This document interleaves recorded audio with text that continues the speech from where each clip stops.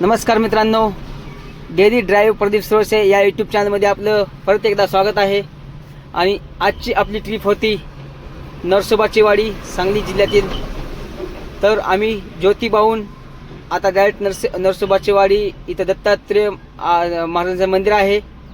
तर आपण इथं हे मंदिर कृष्णा नदीच्या काठावर वसलेलं आहे मित्रांनो. आता पण नदीमध्ये पाणी फुल आहे, कारण इकडे पाणी कृष्णा नदीचं असल्यामुळे इथे शेतकरी पण इकडले सुखे आहेत.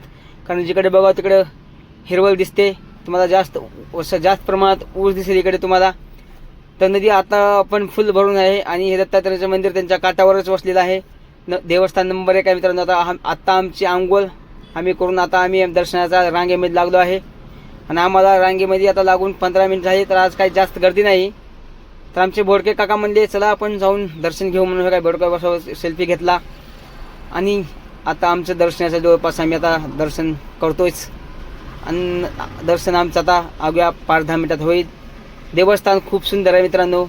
तुम्हाला इथं आल्यावर तुम्हाला समजेल की मस्त आहे वातावरण. नदीच्या काठी सगळं, नदीमध्ये मासे आहेत. ते मासे आपल्या हातातून खायला आपण काय पण थोडं दिलं तर ते मासे आपल्याकडून हिसकावून घेऊन जातात. म्हणजे मस्तपैकी देवस्थान आहे. तुम्ही पण एकदा नरसोबाच्या वाडीला कधी आला नसाल तर भेट द्या नक्की, तुम्हाला पण कळेल. लाइटिंग वगैरे इथं डेकोरेशन नंबर 1चं निसरलेलं आहे. वरती महादेवाचं, त्याच्या बाजूला महादेवाचं आपल्या शिवशंकरांचं मंदिर पण आहे. तिथलं पण आम्ही दर्शन घेतलं. तर चला मग भेटूया परत एकदा. धन्यवाद.